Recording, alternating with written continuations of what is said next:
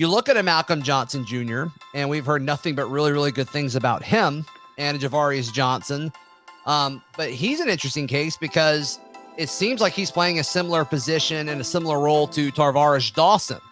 And Tarvarish Dawson has come in and hit the ground running, and he's really he's stolen a lot of attention in camp so far. Yeah, absolutely. And everybody wants to talk about this receiving core in somewhat of a negative, not necessarily optimistic light, I would say. I don't want to say negative, but Auburn's got a lot of talent at that position. They're just so young.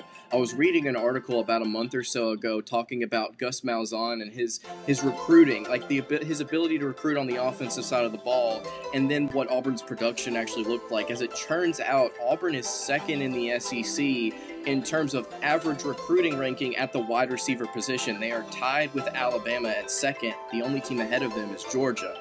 They've got talent at that position, and they still have talent at that position this season. So it's just figuring out which guys kind of step up and are more comfortable in this offense. A guy that you did mention in your article, Elijah Canyon.